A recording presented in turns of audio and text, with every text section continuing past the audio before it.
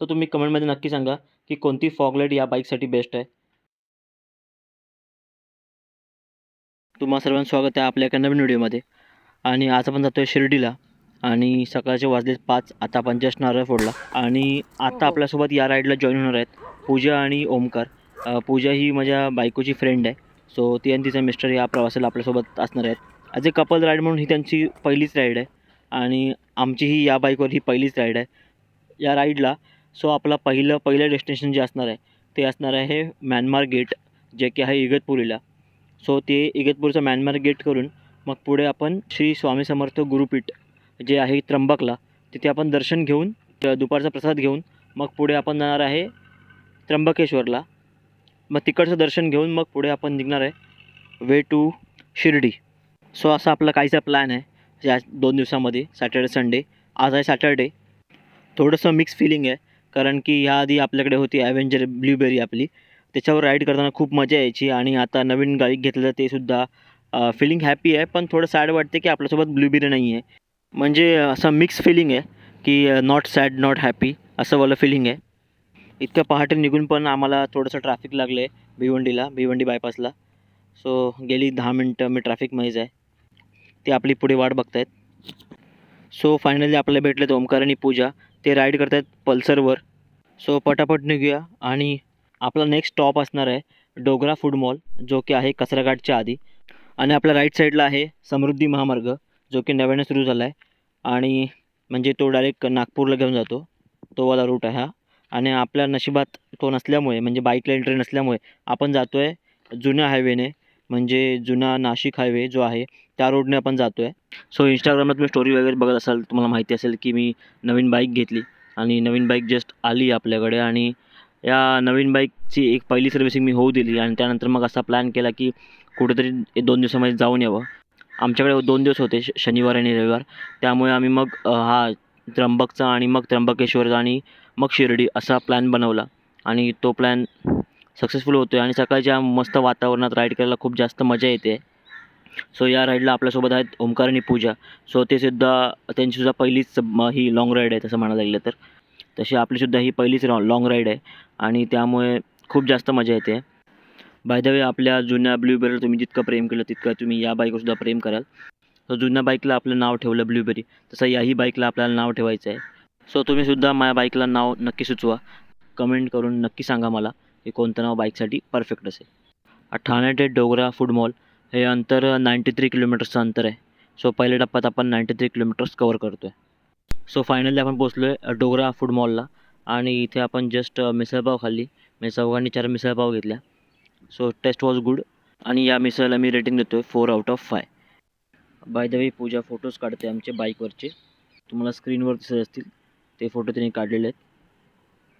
आणि आता सकाळचे वाजले 8:30. तुम्ही कधी मुंबई नाशिक हायवेने ट्रॅव्हल करत असाल तर डोगरा फूड मॉलला नक्की व्हिजिट करा. फूड खरंच खूप चांगलं आहे. सो नक्की व्हिजिट करा. आणि वेलकम टू कसारा घाट. हा कसारा घाट आता सुरू झालेला आहे, आपल्यासमोर आहे. तुम्ही घाटात गाड्या चालवताना गाड्या सावकाश चालवा, आरामात चालवा. कारण कसारा घाट हा असा आहे की तिथे ऑपोजिट लाईननेसुद्धा रॉंग साईडनेसुद्धा गाड्या चालवतात. सो त्यामुळे खूप केअरफुली गाडी चालवावी लागते या घाटात. नोव्हेंबर आणि डिसेंबर या 2 महिन्यात मुंबईवरून शिर्डीसाठी या पालख्या निघतात. आणि आम्हालासुद्धा या पालख्या 4 ते 5 ठिकाणी लागल्या. सो खूप जास्त भारी फिलिंग आहे. मुंबई ते शिर्डी 250 किलोमीटर अंतर हे अगदी सहज आरामात पार करतात. सो हॅट्स ऑफ आहे यांना. आणि या ट्रिपचा सेकंड हॉल्ट असणार आहे आपला म्यानमार गेट, इगतपुरीचा Myanmar gate. Dogra food mall ते म्यानमारचा गेट हे अंतर अवघं 12 किलोमीटरवर आहे. आणि ह्या 12 किलोमीटरसाठी फक्त 20 मिनटं लागतात. आणि हा कसारा घाट संपलेला आहे. आणि आता इथून पुढे जातो पण म्यानमार गेटला. कसारा घाट संपला आहे. म्यानमार गेटसाठी एक लेफ्ट येतो, तो लेफ्ट घेऊन थोडंसं आतमध्ये आहे 1-2 किलोमीटर. सकाळचे वाजलेत 9 आणि हा असा अविस्मरणीय नजारा विथ आमच्या बीस्ट. आणि आम्ही सकाळी लवकर आलो होतो इथे, म्हणजे सकाळचे 9 वाजलेत आणि ते 10 वाजता ओपन होतं. म्हणून आम्ही गेटवरच टाईमपास करतो आहे. गाडीचे फोटोज, बाईकचे फोटोज वगैरे काढतो आहे.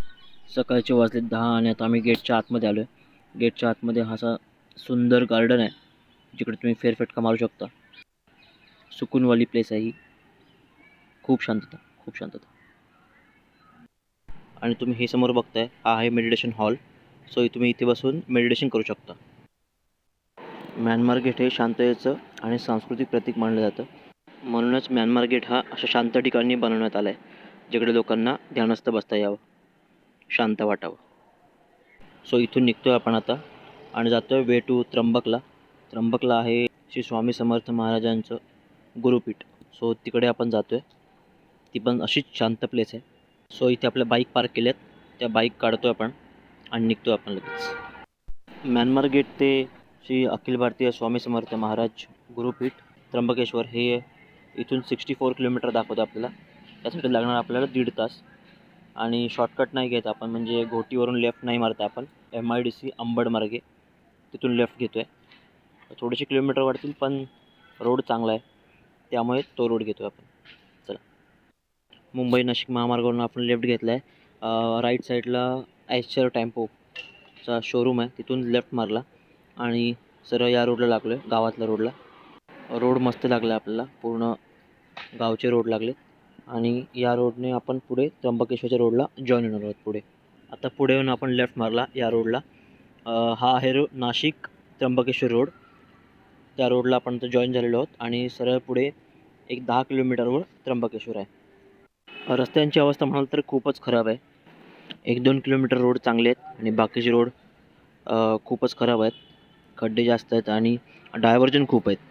नाशिकचं म्हणाल तर नाशिकमध्ये मंदिरं खूप फेमस आहेत आणि त्र्यंबकेश्वर म्हणजे मंदिरांचं शहर आहे असं म्हणायला हरकत नाही. आणि आता इथून आपण आता लेफ्ट मारतो आहे. हा लेफ्ट आहे श्री स्वामी समर्थ महाराज गुरुपीठ, त्यासाठी हा लेफ्ट आहे. आणि या मंदिराबद्दल सांगायचं म्हणजे हे मंदिर मी त्या देऊळ बंद चित्रपटात बघितलं होतं शेवटच्या सीनमध्ये. तेव्हापासून या मंदिर बघायची इच्छा होती आणि स्वामींनी ती इच्छा पूर्ण केली आणि आम्हाला इथपर्यंत पोचवलं. जेव्हा मी माझ्या बाईकला पहिल्यांदा जेव्हा स्वामींचा स्टिकर लावला तेव्हाच ठरवलं होतं की स्वामींच्या मठात गाडी घेऊन जायची आणि ती इच्छा आज पूर्ण झाली. पोचलो आपण त्र्यंबकेश्वरला. हा मागे गेला हा पहिला गेट होता, आता इथून पुढचा सेकंड गेट आहे आणि आता आपण सेकंड गेटमधून एंट्री करतो आहे. आणि हे समोर बुकिंग काउंटर आणि राईट साईडला हे हॉटेल. आता आपण इथे गाडी पार्क करूया आणि थोडंसं नाश्ता करूया. चला, इथे पोचण्यासाठी तब्बल 2 तास लागले. सो आपण आता इथून निघतो आहे. दर्शन वगैरे छान झालं, मस्त झालं. आणि व्हिडिओ काढायला आणि फोटोग्राफी करायला अलाउड नसल्यामुळे आपण व्हिडिओ नाही काढलेत. सो तुम्हाला मी सांगेन आतमध्ये काय काय झालं ते. मंदिरात प्रवेश केल्या केल्या जे सुख मिळतं म्हणजे मंदिरात तुम्ही जाताना आधी म्हणजे पायऱ्यांवर त्यांनी पाणी सोडलं आहे, त्या पाण्यात पाय ठेवूनच आपण वर जातो. ते थंडगार जे वाटतं ते एक नंबर.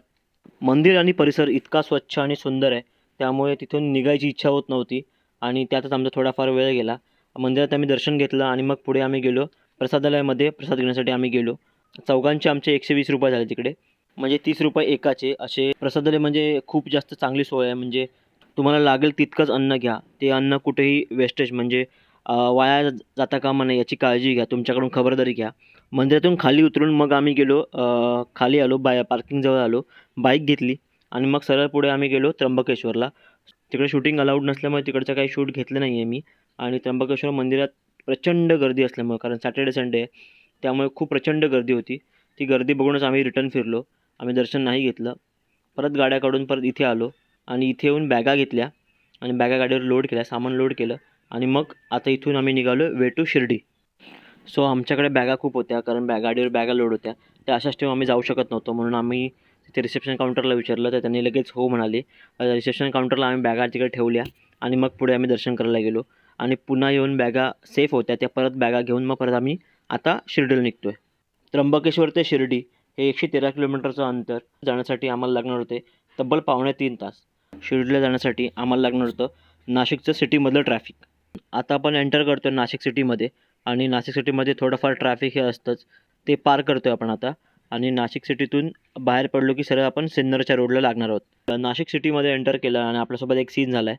पूजा आणि ओमकार दोघंही हरवलेत. गुगल मॅपने आम्हाला थोडं फिरवलं, त्यांना थोडा लाँग रूट दाखवला आणि आम्हाला हा शॉर्टकट रूट दाखवला होता. पण आम्हाला खूप आतमधून फिरवतो मॅप आणि त्यांना सांगितलं थोडं सिन्नरच्या रूटला येऊन थांबा म्हणून.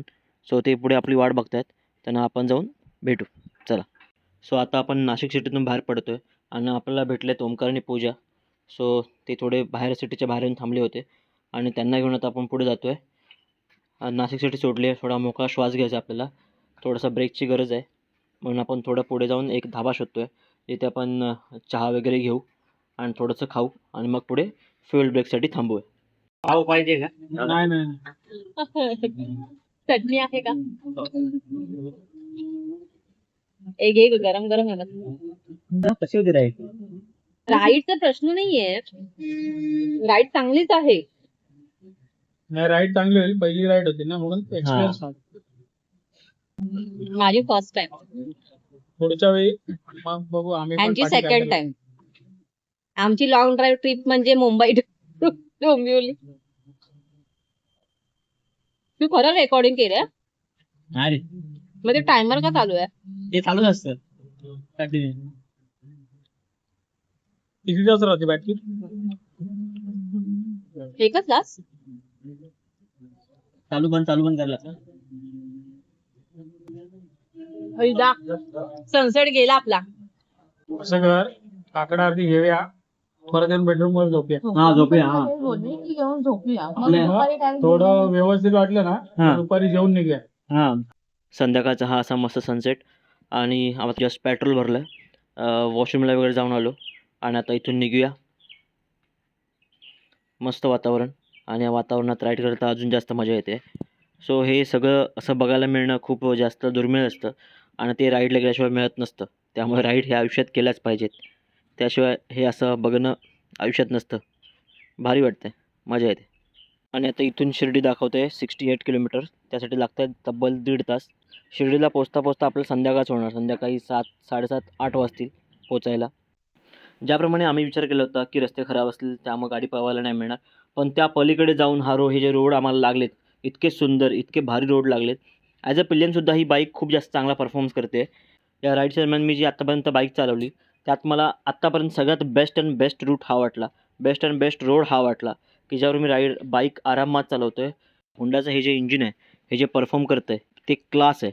म्हणजे ॲज अ पिल्लियनसुद्धा या बाईकवर ते व्हायब्रेशन नाही येत आहेत. जे व्हायब्रेशन दुसऱ्या कोणत्या बाईकला आलं असतं ते अजिबातच येत नाही आहे. म्हणजे या स्पीडला पळूनसुद्धा गाडी एकदम इझी क्रूज करते. ते खूप जास्त महत्त्वाचं आहे. मी बाईकचे हॅझर्ड लाईट ऑन ठेवलेत कारण की मागून येणारे ओमकार त्याला समजावी की आपली बाईक चालते आहे, आपली बाईक पुढे आहे, हे त्याला दिसण्यासाठी मी हॅझर्ड लाईट ऑन ठेवली आहे.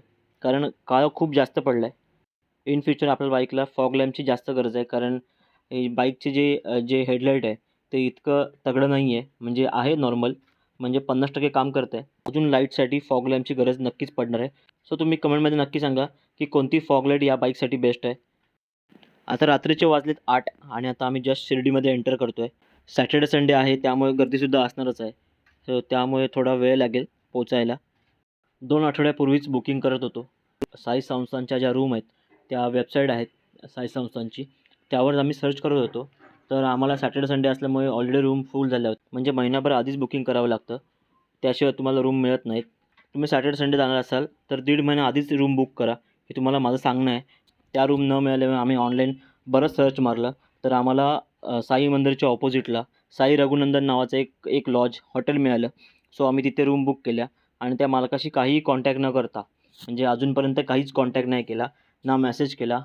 ऑनलाईन भरोश्यावर आम्ही चाललो तिथपर्यंत आता. सो बघू, साईंच्या मनात असेल तर आम्ही आज शिर्डीत थांबू, नाहीतर आम्हाला दुसरं ऑप्शन बघावं लागेल. आपल्या डाव्या बाजूला आहे श्री साईबाबांचं मंदिर आणि त्याहून सरळ पुढे जात राईट साईडला आपला राईट मारायचा आहे. जो नवीन विमानतळ बनलं आहे शिर्डीतलं त्या रोडला लागून राईट साईडलाच आपलं हॉटेल आहे. शिर्डीतलं साई पालखी उद्यानच्या राईट साईडला आपलं हॉटेल आहे. सो आपण त्यासाठी राईट मारतो आहे. राईट मारून विमानतळ रोड लागतो. त्या विमानतळ रोडच्या इथूनच फर्स्ट राईट घेऊन आतमध्ये हॉटेल आहे. सो हॉटेलला पोचलो आपण आणि फ्रेश होऊन खाली उतरलो आणि जस्ट आलो आपण प्रसाद घ्यायला. प्रसाद घेऊन मग हॉटेलवर जाऊन आराम करणार आहे. VIP लोकांचं VIP जेवण आलंय.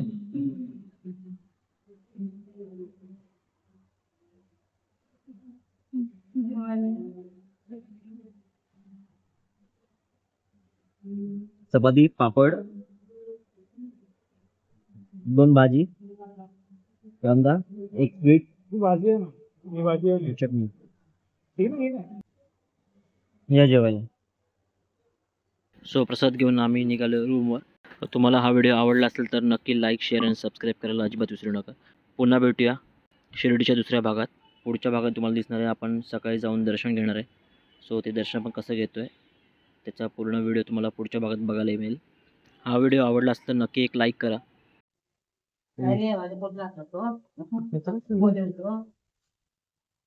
आम्ही नाही ऐकलंय.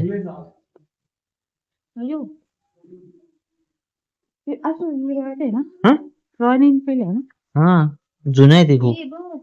तुम्हाला चालू नको, मला तुझी भीती वाटते, तू मला नाही घाबरत तरी. ऐक.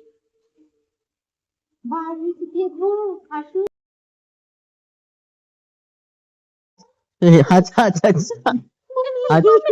अरे नाही काय आवाज नाही. चल चल. Room second floor 111. जय साई. आणि आमचा पसारा